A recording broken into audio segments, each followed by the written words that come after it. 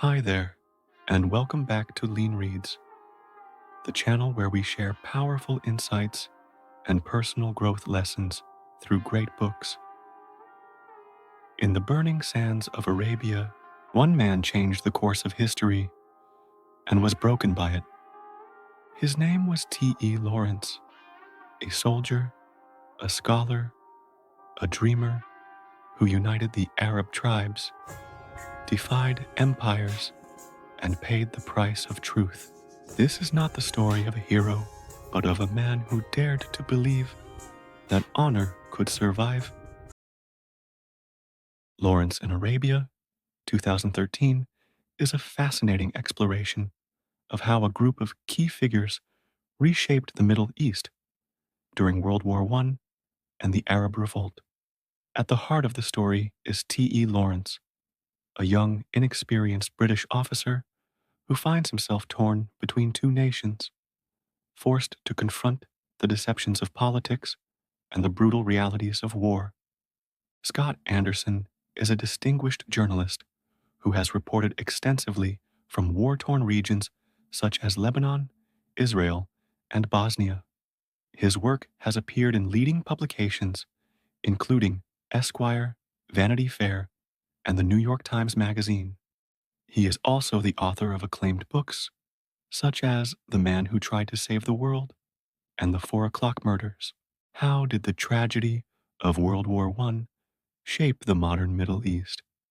History often turns on the actions of a single, remarkable individual.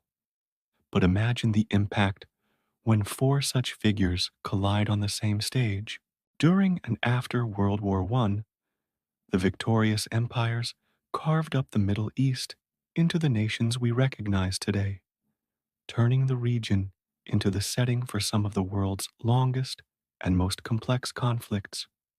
Amid this turmoil, the choices of four men, T.E.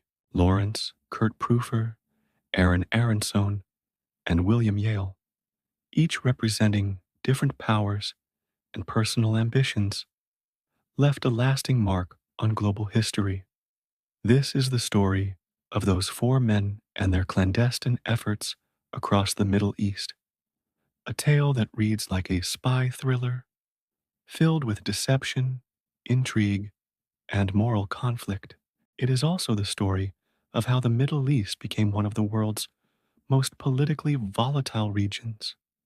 In this book, you'll discover how Prüfer's alliance with the Ottoman Empire affected the loyalty of the Turks, why Lawrence's triumph at Aqaba was bittersweet, and how the consequences of the Sykes-Picot Agreement continue to shape the region today.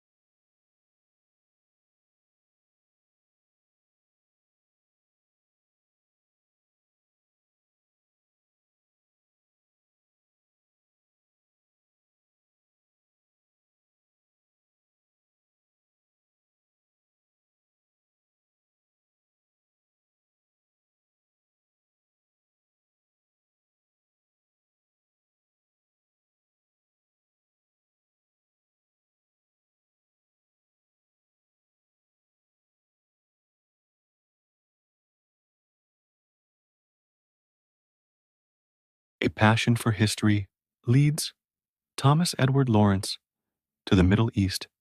T.E. Lawrence, the legendary hero immortalized in the classic film Lawrence of Arabia, is a familiar name to many. Yet, the formative years that shaped the man behind the myth, the central figure in the great game of the Middle East during World War I, remain shrouded in mystery. Born in 1888 in Oxford, England, Thomas Edward Lawrence grew up in a middle-class family and showed an early fascination with the history of Europe and Egypt. Much of his free time was spent at the Ashmolean Museum of Oxford University, studying ancient artifacts and civilizations. In 1909, as a graduate student at Oxford, Lawrence embarked on an ambitious project. He traveled across Syria on foot, exploring every Crusader castle he could find to determine whether Christian architecture had been influenced by Islamic design. That journey sparked not only a lifelong love for the Middle East, but also a sense of purpose. Lawrence E.'s thesis so impressed his mentors at Oxford that he was invited to remain in the region to participate in an archaeological excavation sponsored by the Ashmolean Museum. Beginning in 1911, he worked at Carchemish, an ancient city located on the border between modern-day Turkey and Syria. With his deep knowledge of Middle Eastern culture and natural leadership, Lawrence quickly earned respect as both a scholar and a commander at the dig site. In letters home, he described feeling completely at ease in Carchemish, as though he had found a second home, where locals admired him for his cultural understanding and tireless work under the blazing desert sun. Lawrence would spend the next 3 years in Carchemish, during a time when Europe and the Middle East stood on the brink of the First World War.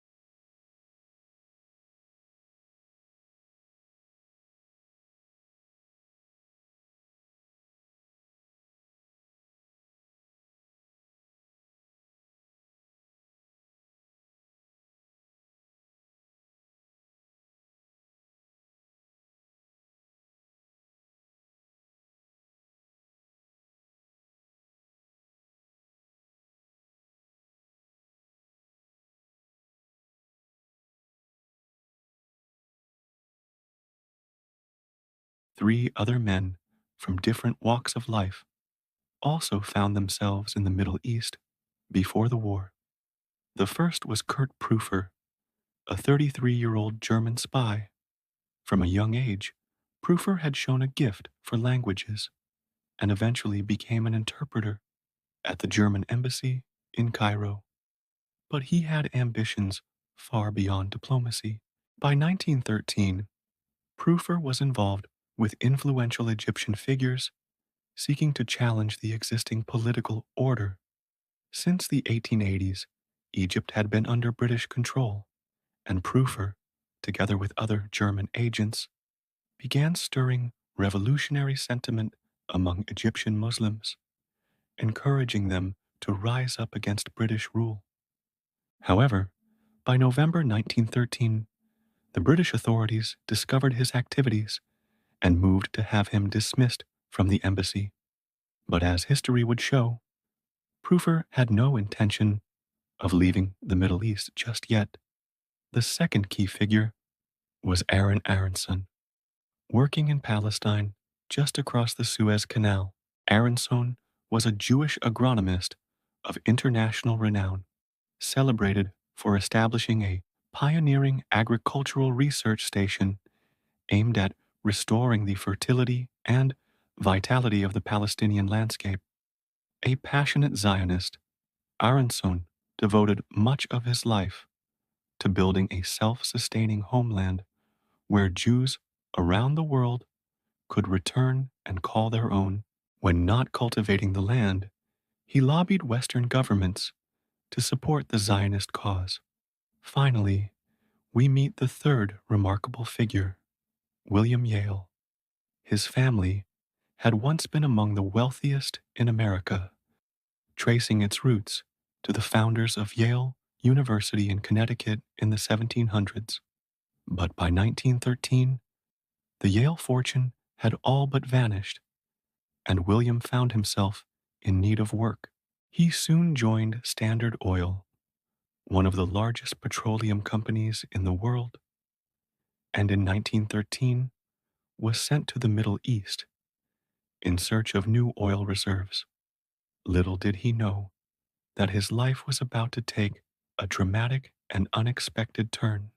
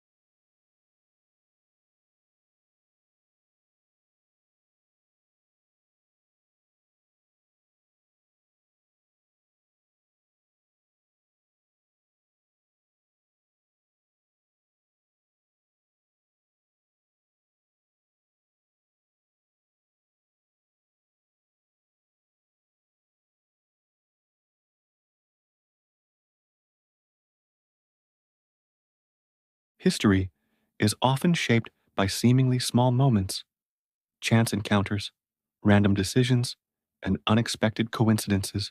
In 1913, four men, Lawrence, Prüfer, Aaronsohn, and Yale, each came to recognize the same reality. The Ottoman Empire was crumbling. Once a formidable power, by the dawn of World War I, the Ottoman Empire was in steep decline. Founded centuries earlier, by the 16th century, it had stretched from Algeria across North Africa and the Middle East to the Caspian Sea, even reaching as far as Budapest. But since the Crimean War, when the Ottomans fought alongside Britain and France against Russia, and through a series of Russo-Turkish wars in the 19th century, the empire had steadily lost vast territories. By 1913, Egypt was under British rule, while the northern provinces, Bulgaria, Serbia, and Romania, had gained independence. The remaining lands still under the control of the Ottoman Sultan in Constantinople, modern-day Istanbul, including Syria, Turkey, and Palestine, were growing increasingly unstable.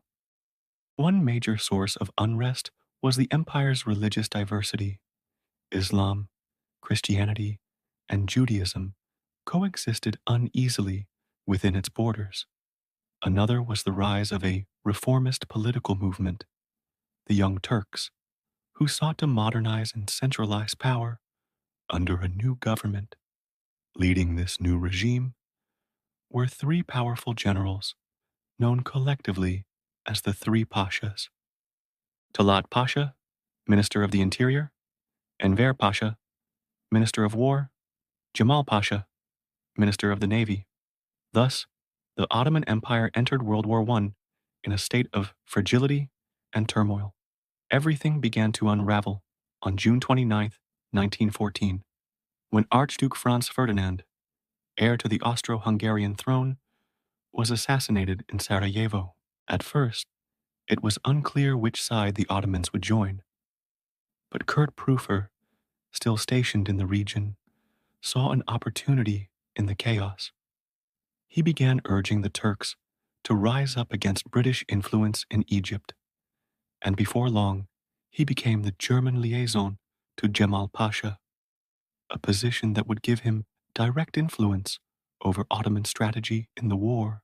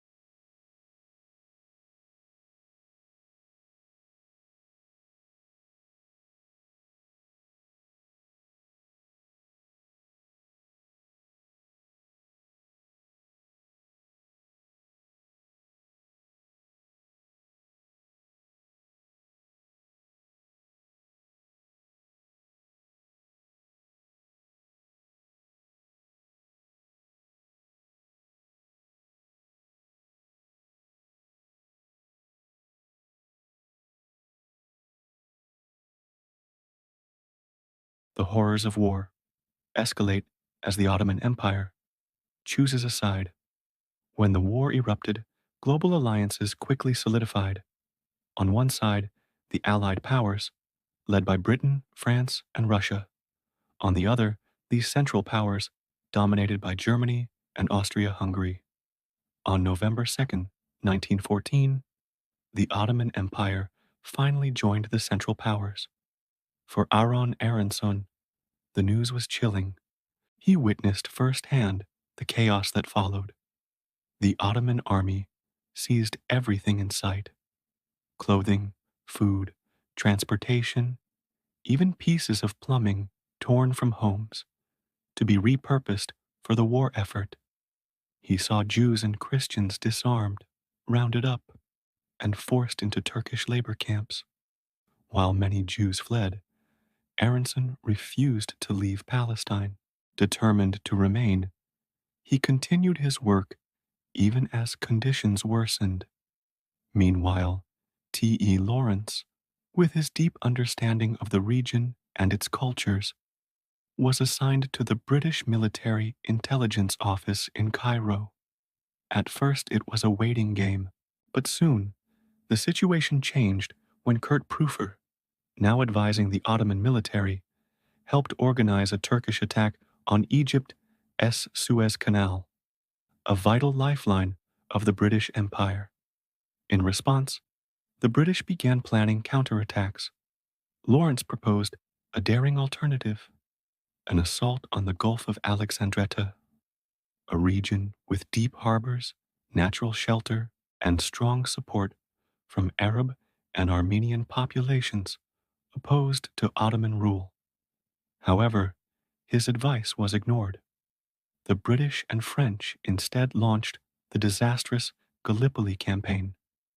The battles there revealed just how unprepared and ill-equipped the Allied forces were for modern warfare, particularly against entrenched machine gun defenses. When British and French troops landed on the Gallipoli Peninsula in April 1915, they were cut down almost immediately. Soldiers were slaughtered as they tried to climb out of their boats. On the first day alone, 4,000 men were killed. Witnesses said the sea turned so red with blood that the shores of Gallipoli could be seen from hundreds of miles away.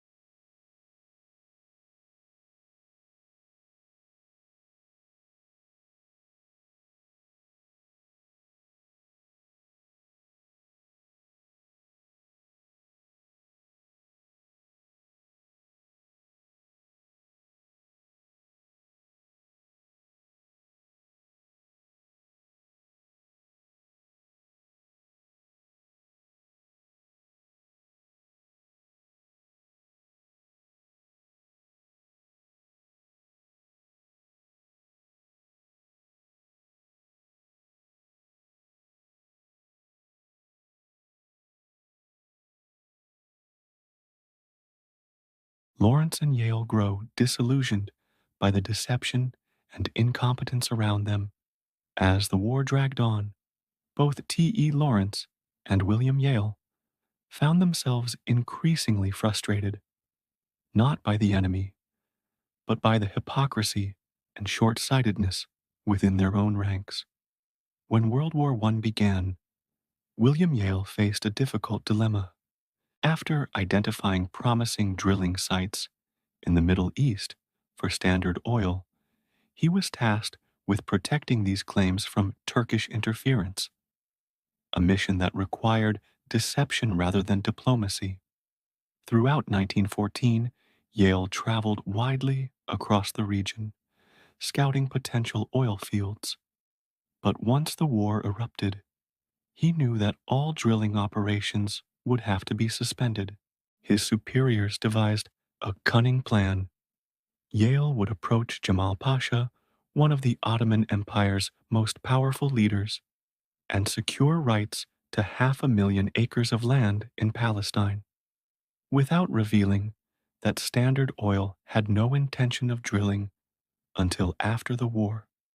Although not a ruthless businessman by nature, Yale remained loyal to his employers. Summoning his courage, he negotiated for a smaller claim, 250,000 acres, which Jamal approved, believing oil production would soon fuel the Ottoman war effort. Yale was not proud of the deal. By the summer of 1916, he returned to the United States, reflecting on how his travels and contacts in the Middle East might now serve a different purpose, aiding the Allied cause. Meanwhile, T.E. Lawrence was growing increasingly bitter over the failures of British leadership. He harshly criticized the Gallipoli campaign as a disaster of poor planning and political meddling. He realized that military strategy was often dictated by political agendas, not logic or necessity. For instance, Lawrence knew the decision to attack Gallipoli instead of Alexandretta was largely driven by French political ambitions. They wanted to secure post-war control of Syria. Such corruption and incompetence infuriated him. Restless and disillusioned, Lawrence longed to leave his intelligence desk in Cairo and take on a mission that truly mattered.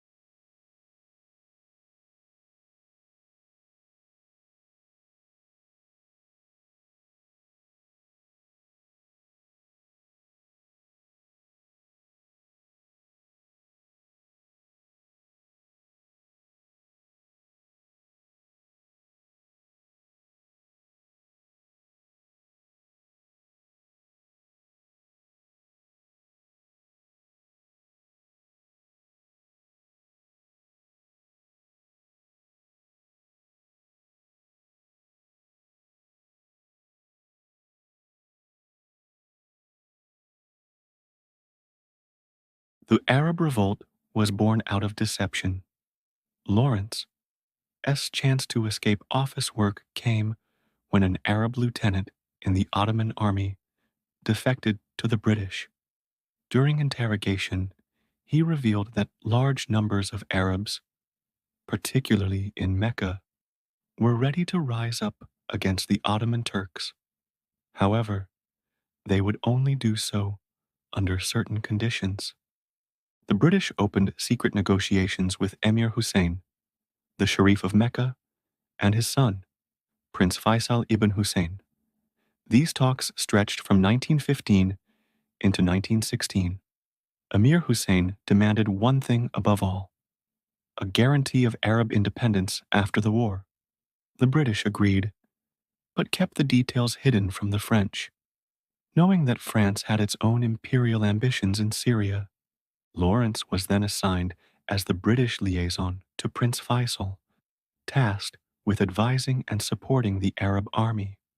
On June 5th, 1916, the Arab Revolt officially began when Emir Hussein fired the first shot toward an Ottoman fortress in Mecca. But while the Arabs were fighting for independence, the Allies in Europe were drafting their own secret deals. Early in 1916, Britain and France negotiated the Sykes-Picot Agreement, which divided the Middle East into spheres of influence. France would control Syria, Britain would take Iraq, Palestine would be shared among France, Britain, and Russia. Lawrence, working in British military intelligence, learned of this betrayal, and it haunted him for the rest of the war.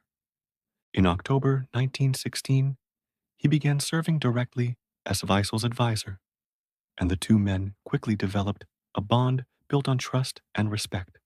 Lawrence admired Faisal's charisma and ability to unite rival Arab tribes, while Faisal valued Lawrence's intelligence and sincerity.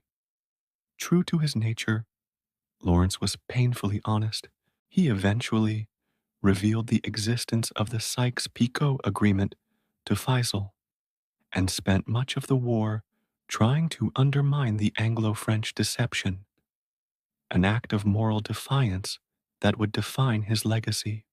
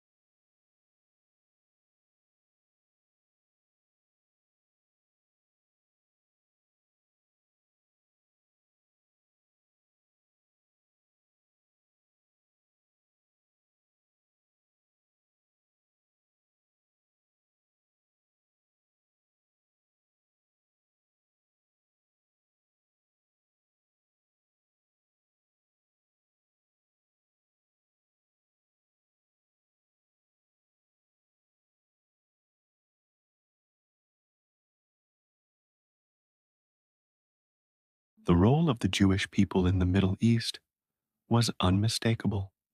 As the war deepened, Aaronsohn became increasingly aware of the horrors unfolding around him. In Syria, he witnessed the genocide of the Armenians carried out by the Ottoman Empire, and he began to fear that the Jewish people might someday face a similar fate. Driven by both moral conviction and strategic foresight, Aaronsohn decided to take action. He began documenting the positions and strength of Ottoman forces, the locations of supply depots, and the stretches of coastline left undefended. If he could somehow get this intelligence into British hands, it could prove invaluable. In the summer of 1916, Aaronsohn fled Ottoman territory and made his way to Denmark, a neutral nation. There, he was received by the British government, but his offer to serve as a spy was met with skepticism.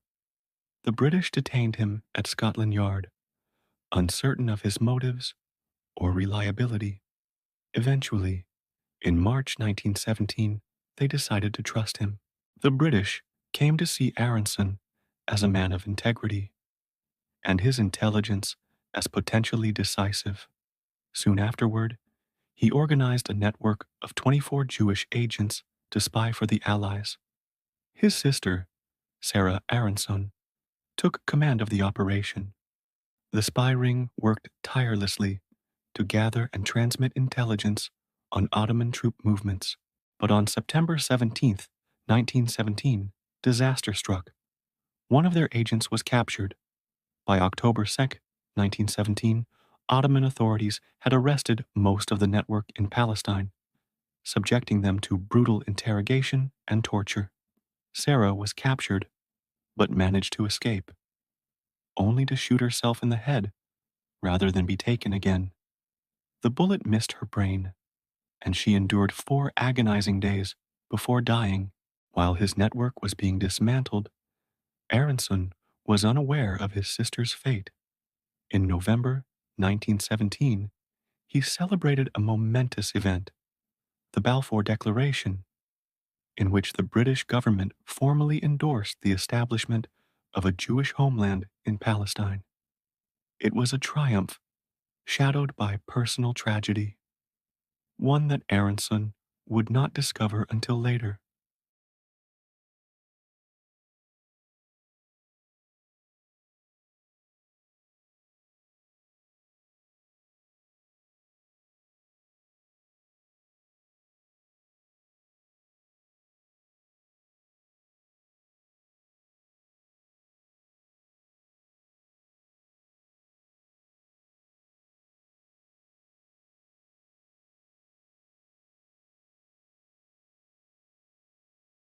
Lawrence and Prüfer take opposite paths as the war intensifies. By April 1917, T.E. Lawrence was fully immersed in the Arab Revolt.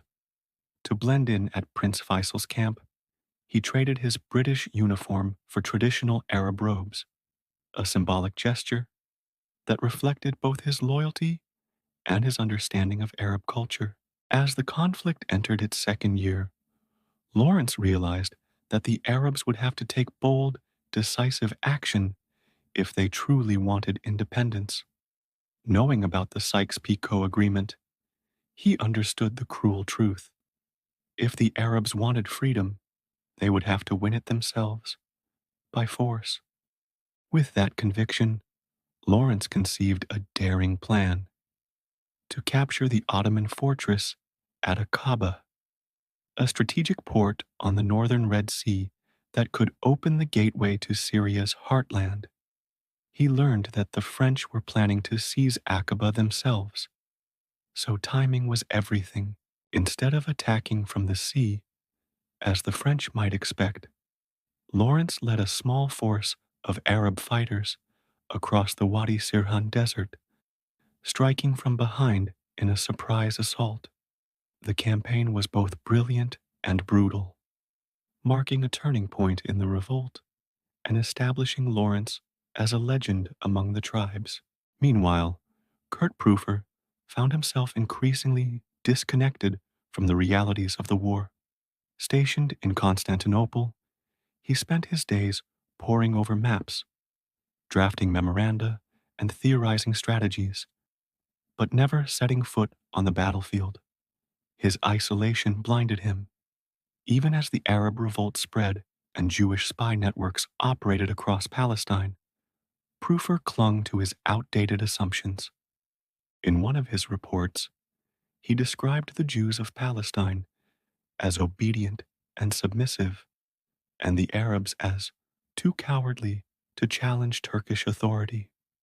It was a fatal misjudgment, one that would soon expose how far his empire had drifted from reality.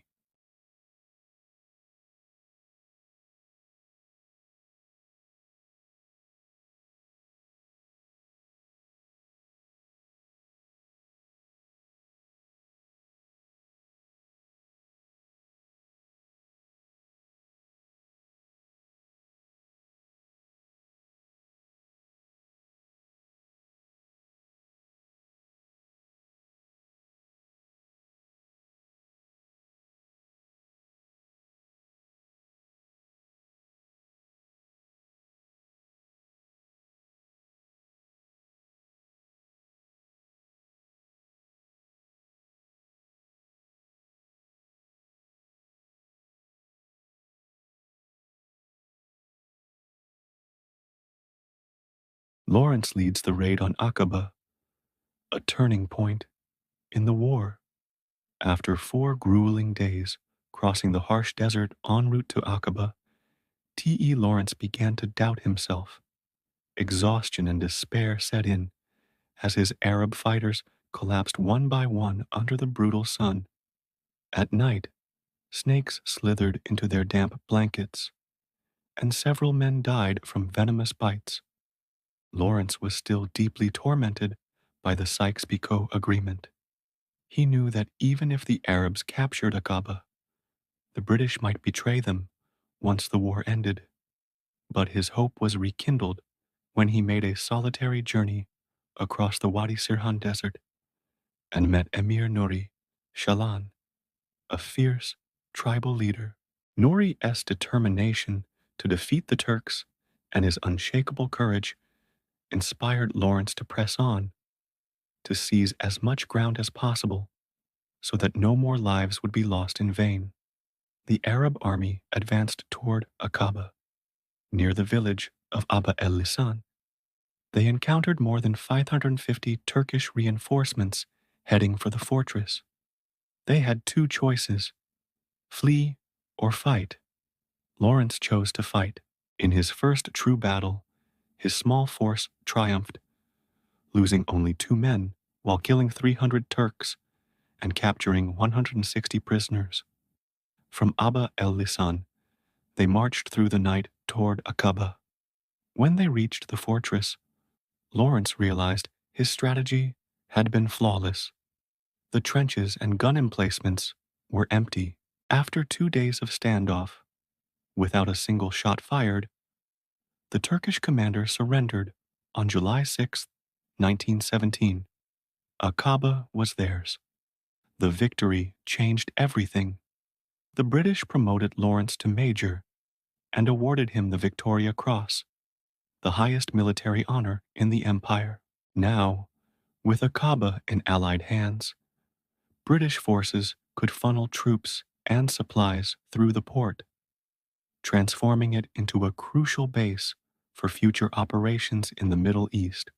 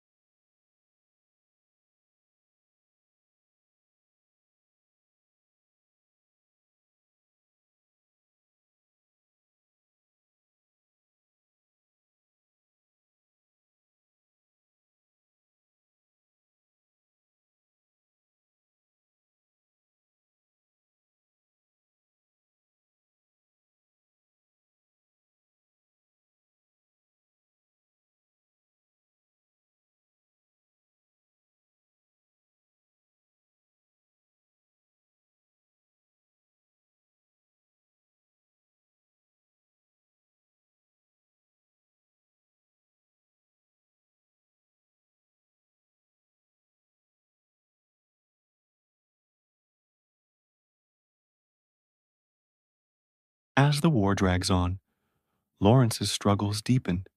Lawrence cared little for medals or rank. To him, the only real reward was that his superiors finally began to take his military strategies seriously.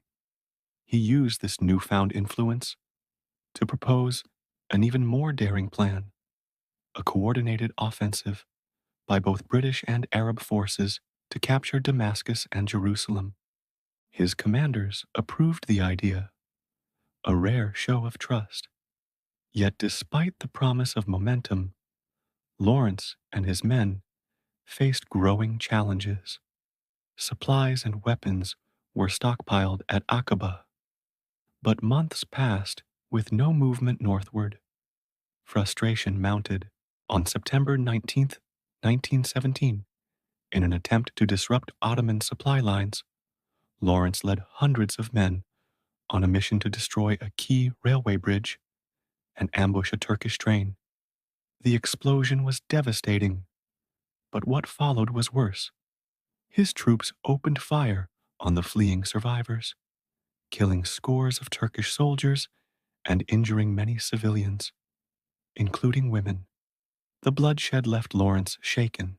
He was becoming emotionally detached from the violence and chaos surrounding him. A man at war, not just with the enemy, but with his own conscience. Then came the darkest chapter. While scouting a railway station in Deray, Syria, Lawrence was captured by the Ottoman governor. In his own account, Lawrence wrote that he fought off an attempted sexual assault before being beaten and tortured, eventually escaping from a hospital. But historians have long questioned his version. Witnesses who saw him afterward reported no visible signs of beating, but noticed a profound change in his demeanor. He had grown withdrawn, colder, and more distant, as though something inside him had shattered. Whether through violence, humiliation, or betrayal, Dera marked the moment when Lawrence's faith in empire, in the Arabs, and in himself began to collapse. Aaronsohn and Yale confront America's indifference to the Middle East. In April 1917, the United States officially entered World War I by declaring war on Germany. Although Washington had no formal policy toward the Middle East, American interest in the region's unfolding events remained strong. When William Yale returned home, he discovered that the U.S. Secret Intelligence Bureau was very interested in the information he had gathered abroad. Under the direction of Assistant Secretary of State Leland Harrison, the Bureau decided to send Yale back to the Middle East, specifically to Cairo, making him America's only intelligence operative in the region. But Yale was no trained spy. Arriving in Cairo in October 1917, he was given access to select British intelligence reports to understand the situation. It didn't take long for him to realize that T.E. Lawrence was the man who truly grasped the complexities of the Middle East. Meanwhile, Aaronsohn was on a mission of his own, trying to persuade the United States to take a greater interest in Middle Eastern affairs. Late in 1917, he traveled to America to rally support for Zionism and to urge Washington to declare war on the Ottoman Empire. In New York, Aaronsohn received devastating news. His spy network in Palestine had been destroyed, and among the dead were his sister Sarah and several of his closest friends. To make matters worse, his diplomatic mission failed. Despite his efforts, he could not convince his American contacts, including Supreme Court Justice Louis Brandeis, one of the most influential Jewish figures in U.S. politics, to intervene in British policy toward Palestine. At the time, President Woodrow Wilson was publicly opposed to imperialism, seeing the potential for political chaos in the Middle East. Brandeis and other U.S. policymakers refused to align themselves with Britain's ambitions in Palestine.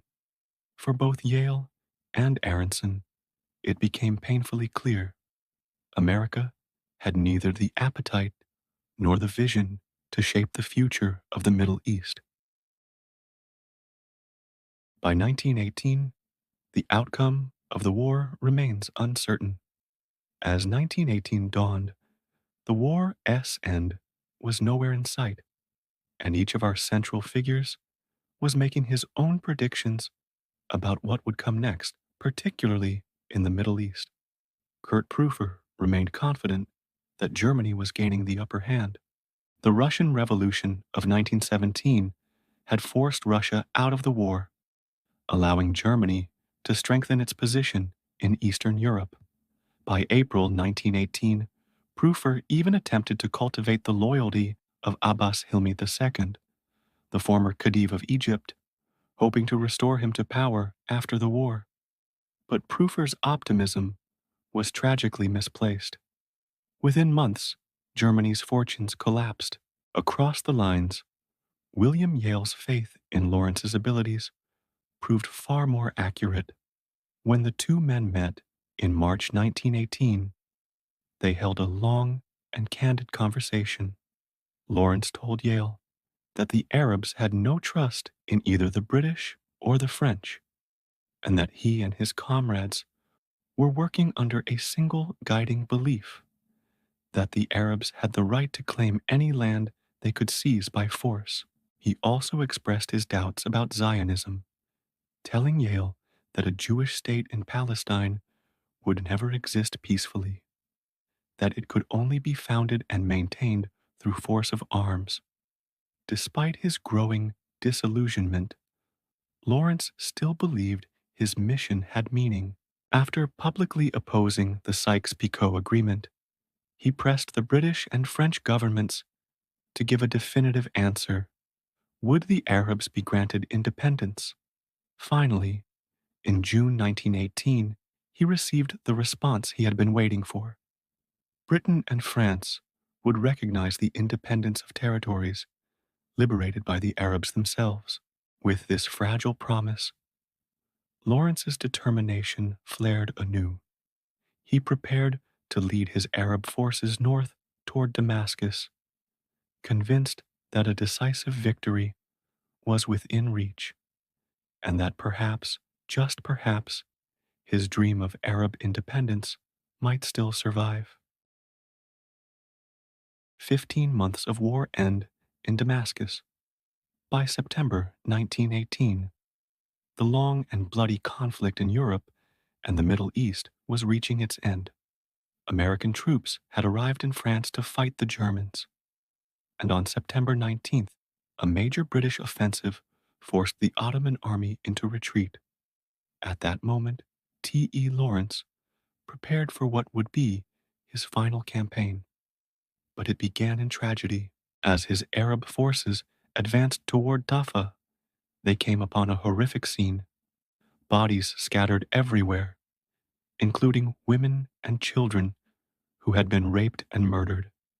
Enraged, Lawrence reportedly gave a chilling order: "Let the best among you bring me the most Turkish dead." Over the next few days, the Arab fighters exacted a brutal revenge, killing nearly 4,000 German and Turkish soldiers as they pushed relentlessly toward Damascus, leaving a trail of blood behind them. When Lawrence and his Arab rebels finally entered the city, they were greeted as liberators. But the euphoria quickly gave way to grim reality. Determined to secure Arab independence, Lawrence immediately tried to establish a provisional Arab government in Damascus. Yet one of his first sites was the Turkish military hospital, an abandoned building filled with over 800 wounded Ottoman soldiers, left to die without care. The stench of death and the horror of what he saw would haunt everyone who entered. And as Lawrence feared, the betrayal soon began. Despite Britain and France's promises of Arab self-rule, both powers were moving forward with the Sykes-Picot Agreement, carving up the region behind closed doors. On October 3rd, 1918, a meeting was held at the Victoria Hotel in Damascus, where two British generals informed Lawrence and Prince Faisal that the borders of the new Middle East were already being drawn. Lebanon and Palestine would be carved out as separate entities. Syria would lose its access to the sea, and Prince Faisal would be placed in charge of Syria under French supervision. The next day, on October 4th, Lawrence, the man who had fought 2 years to win the city for the Arabs, quietly left Damascus, vowing never to return. Despite their efforts, Yale and Lawrence could not alter the decisions of the Paris Peace Conference. Not long after the fall of Damascus, on October 31st, 1918, the war in the Middle East ended. 11 days later, on November 11th, Germany signed the armistice, bringing World War I to a close. But peace did not mean resolution. The fate of the Middle East remained uncertain until the Paris Peace Conference convened in January 1919, and for a brief moment, there was still a glimmer of hope for Arab independence. Both Lawrence and William Yale devoted themselves to that cause.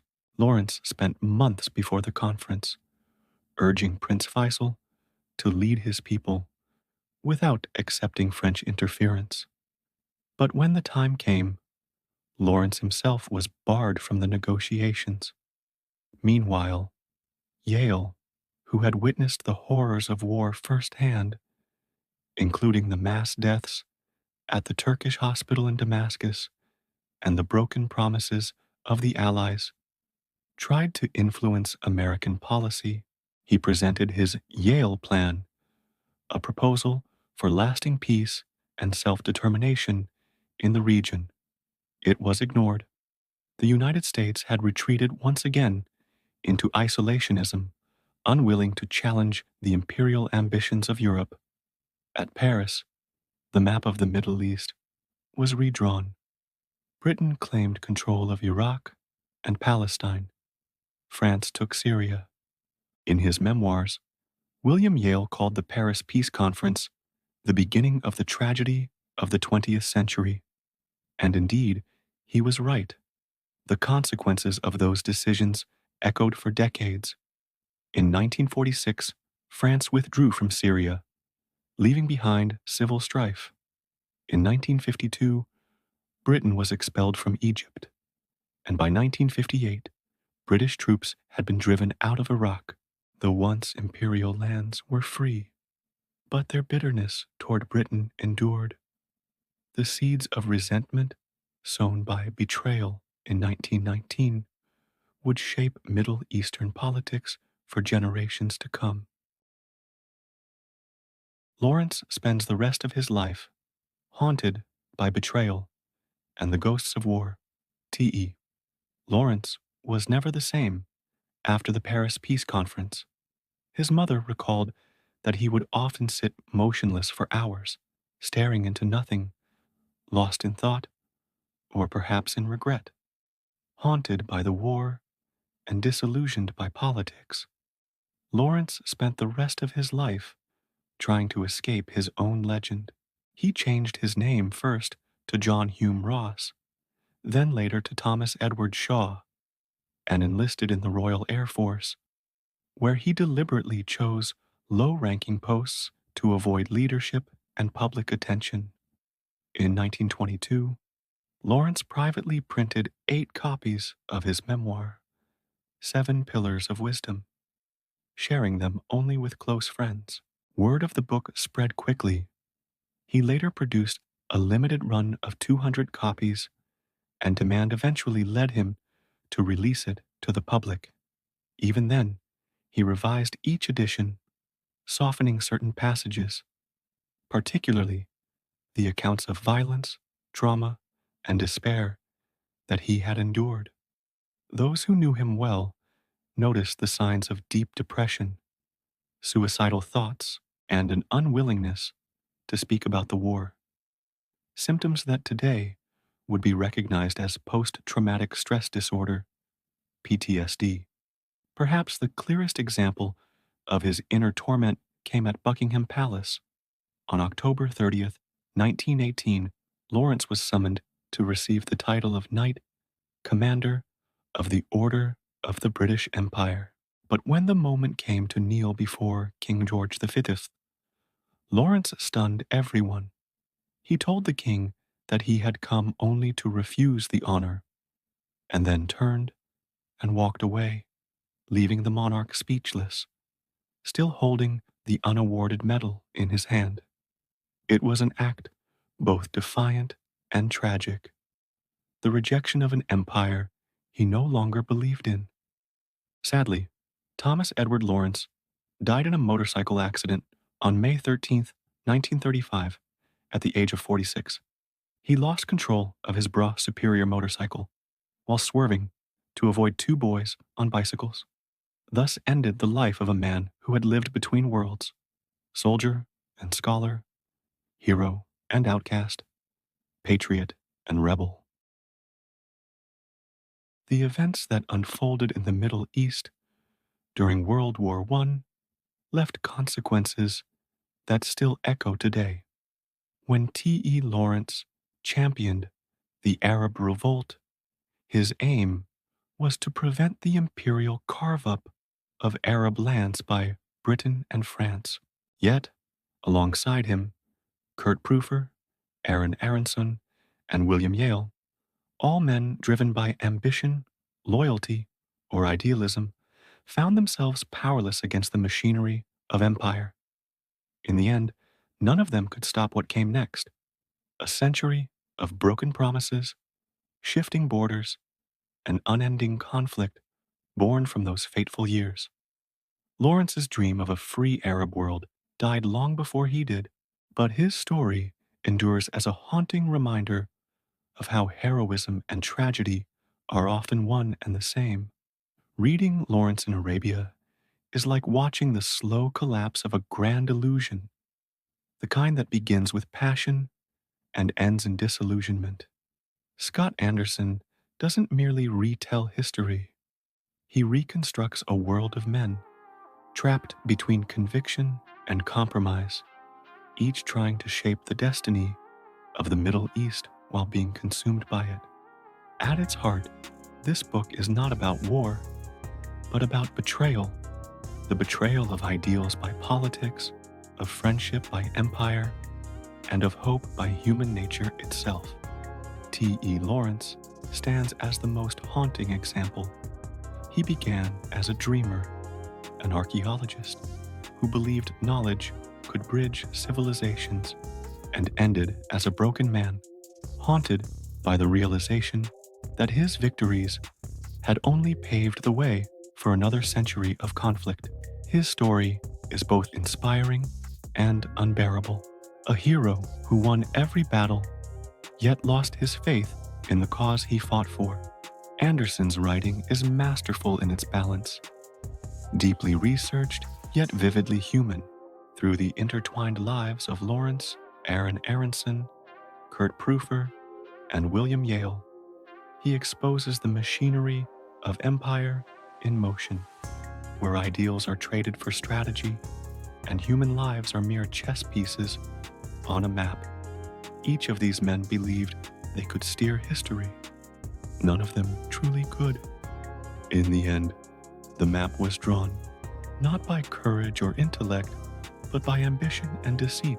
For me, Lawrence in Arabia is a meditation on the limits of individual power in the face of political systems, a reminder that even brilliance and sincerity can be crushed under the weight of national interest. Yet it is also a tribute to those rare souls who, despite knowing the odds, still dare to believe in something greater than themselves. When I closed the final page, I felt both admiration and melancholy.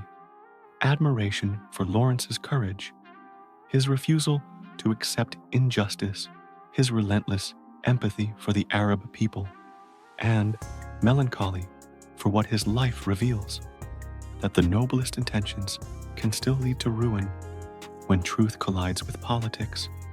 A century later, the Middle East still bears the scars of that betrayal, and perhaps that is the enduring power of this book. It forces us to look beyond the legend of Lawrence of Arabia and see the man himself, flawed, brilliant, and heartbreakingly human.